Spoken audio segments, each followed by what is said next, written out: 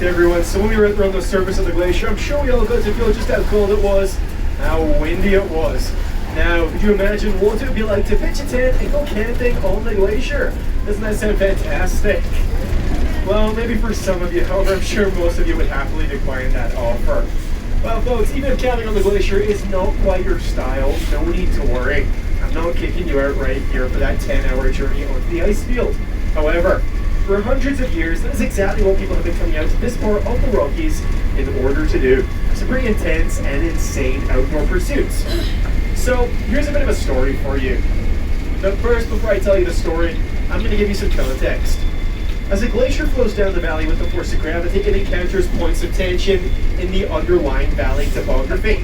So bumps, cliffs, and hills 180 meters beneath our tires. Now, as the glacier flows over these points of tension, it likes to replicate these points of tension, but ice is not a flexible material. It cannot bend, it cannot fold, it needs to split, crack, and break. And as it splits, the glacial ice creates what are referred to as crevasses and fissures.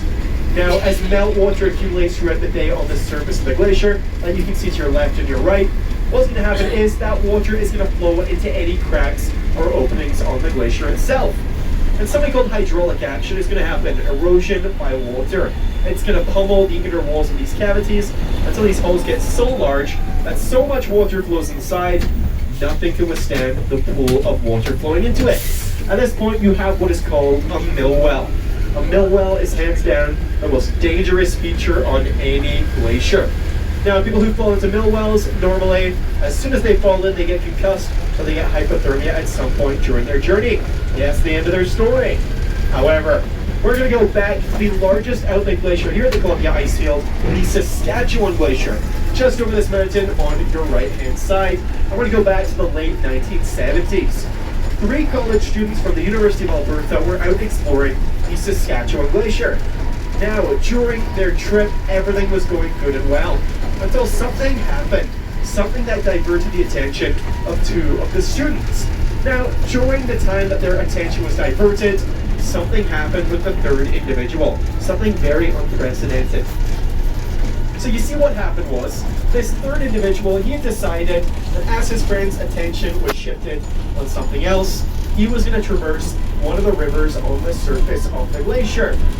Now, this went pretty well. He actually crossed this river completely fine, but it was the 2nd river where the problems lie. So what happened was, this 2nd river was a bit larger than the 1st. He took a misstep and he slipped and fell into the river. Now, normally you could just stand up and walk away scot-free. But what happened, folks, was that he fell into a river that was flowing directly into a mill well. A giant hole on the opening of the glacier on the surface. So what happened was, yeah, he got sucked into a mill well, folks. Right under his friend's feet in front of their very eyes. So this guy, he gets sucked under the glacier and he gets carried into an under ice river system. Now here's the crazy part about this story. Like I said earlier, if you fall in the mill well, that is the end of your story. But what makes this guy's story so crazy, so unbelievable, is that not only did he fall into a mill well, but he actually came out 8 kilometers from where he fell in 5 hours later, completely unharmed. In fact, the guy was so unharmed, he had no bumps, no bruises, no scrapes, no scratches, no signs of impending hypothermia. And here is how he survived. The entire time he was trapped under the glacial ice, he was carried into an under-ice river and cavern system. But it just so happens that the only thing that was stopping him from getting hypothermia or drowning was a tiny, tiny little pocket of air, separating the underlying river under the glacier from the underlying ice on the surface of the glacier. He had his face pressed against the ice, gasping for air for 5 hours. Can you imagine that, folks? Sounds like absolutely crazy stuff. And if that story is not already crazy enough for you, well, it just so happened that on that very same afternoon, when he came out at the toe of the glacier completely fine, he called his professor back at the University of Alberta, and he said, "I would like to change my major from the study of biology to the study of glaciology." After such a traumatic time in the Saskatchewan Glacier, after such a crazy episode, he decided, instead of going on to hit glaciers for the rest of his life, he would go on to become one of their largest advocates. Robert William Sanford, that's his name. He went on to become one of the world's most renowned glaciologists. And I'll tell you a bit more about his crazy story once we get to the top of the lateral moraine. But on your right, we call this section on the slope of Mount Athabasca Asteroid Alley. It's a hotspot for rock slides. And on your left, Mount Wilcox, shrouded in the mist, named after one of the first Europeans to discover the Columbia Icefield. All right, folks, enjoy the ride, and I'll see you at the top momentarily.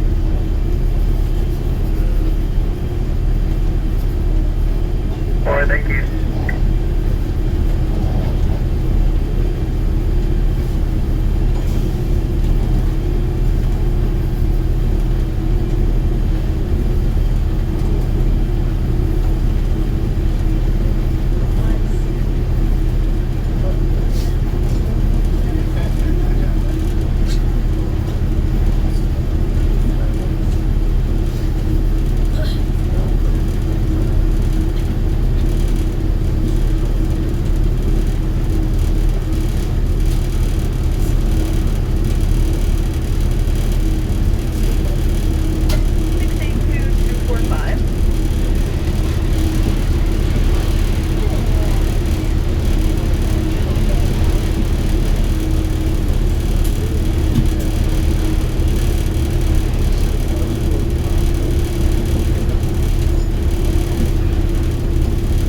Guys, 345.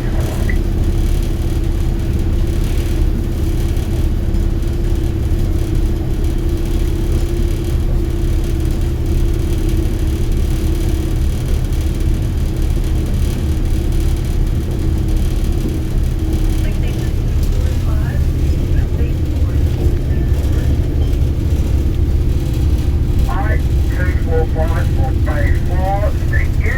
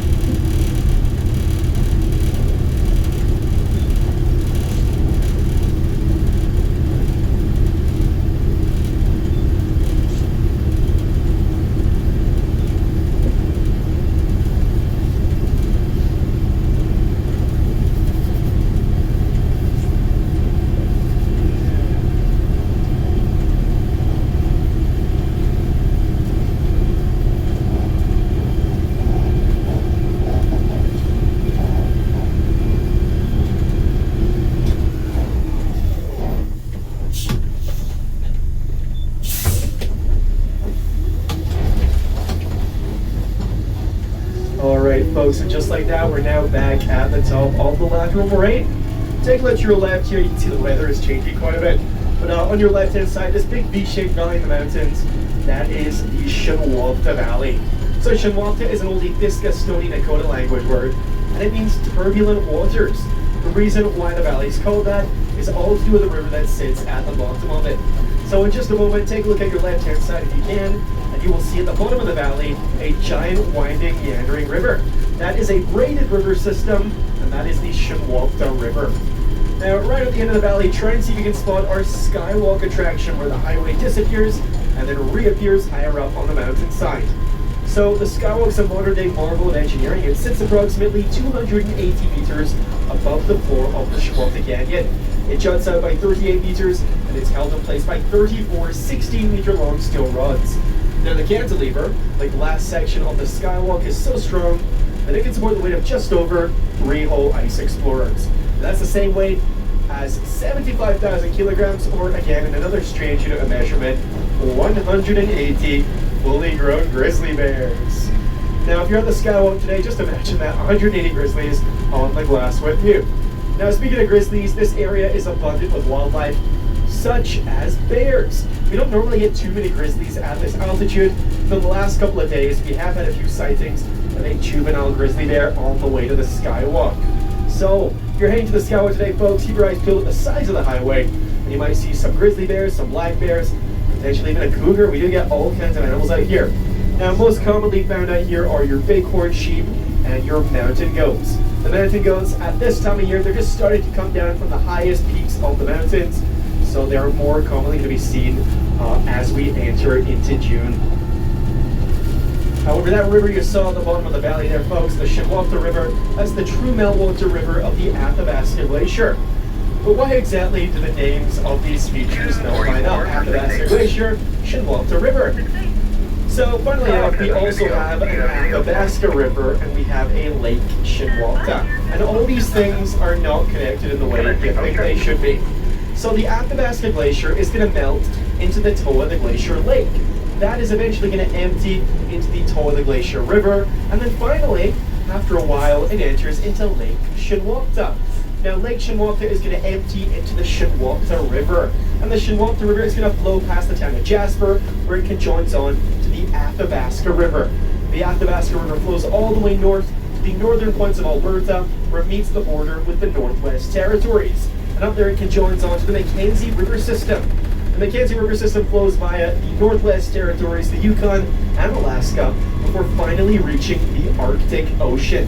And it takes around 6 weeks for that water from right here at the Athabasca Glacier to reach said ocean. Now, like I was saying before, things don't line out when it comes to names out here. For example, the Columbia Glacier beats the Athabasca River. The Athabasca Glacier beats the Shinwalta River. And the Saskatchewan Glacier, well, that's the only thing that lines up, actually. It does feed the Saskatchewan River. But the reason why things are so mismatched here when it comes to names, it's all to do with the first people who came out here back in the day. Now, the First Nations people, they had names for everything: Athabasca, Shinwalta, and Saskatchewan. But they weren't exactly the names of things in this area. They went by completely different names. However, the Europeans came along and they decided they were going to name everything again, and it just so happened that the first Europeans to set their eyes on the Columbia Icefield were absolutely terrible at what they did. Very bad at hydrology, very bad at geography, and as a result, you have this very strange mismatch of names and places here. However, I'm going to finish off on a point that's probably the most important thing that we have to talk about today. So, you've probably heard many times throughout your lives that glaciers are melting at an unprecedented rate. This is correct. And you probably heard that they are very important. Now, this isn't as clear as why that is. So a lot of people ask, why are the glaciers so important? What exactly do they do for us? Well, first of all, here in Western Canada, the Athabasca Glacier and the Columbia Icefield is attached to, it acts as a giant water tower. The water contributes to the economy of the western part of the country. In the West, BC, you have a hydroelectric powerhouse. Here in Alberta, you have a lot of cattle ranching and rapeseed farming, very water intensive. And to the east, in Saskatchewan, you have a very big mineral extraction site. Uranium, gold, potash, and diamonds, to name a few. And as a result, all these industries require a lot of water that comes from our glaciers and our ice field. Now, the water goes west via the Columbia River into British Columbia and Washington. The water goes north via the Shinwalta River, via places such as the Northwest Territories and the Yukon. And to the east, the water goes via the Saskatchewan River into Saskatchewan, eastern Alberta, Manitoba, into the Hudson Bay, before finally reaching the Arctic, Atlantic, and Pacific Oceans. So the water, it contributes to the whole of the country. But if you're coming from anywhere within the western half of North America today, this right here is your water tower. The water goes all over the western half of the continent. However, ice, it is not only a contributor of fresh water, it does a few more things for us. As I told you earlier, cryogenic absorbs heat energy. Ice, it reflects it. Wherever you have glaciers, you have a natural AC unit. Lose your glaciers, and you would lose a giant thermal regulator. And then ice, like I said before, it also absorbs carbon. As the glaciers melt, carbon gets released into the environment, and carbon dioxide becomes plentiful. Greenhouse gases, they stop heat energy from escaping, and it perpetuates the cycle of glacial melt. Bear with me a second here, folks. I will resume in just a moment.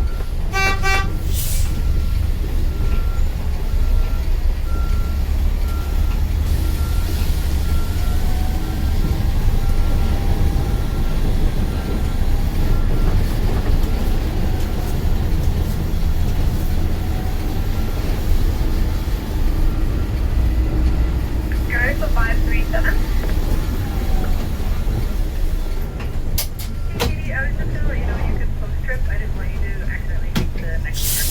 So folks, for us here in Western Canada, the Columbia Icefield is our water tower.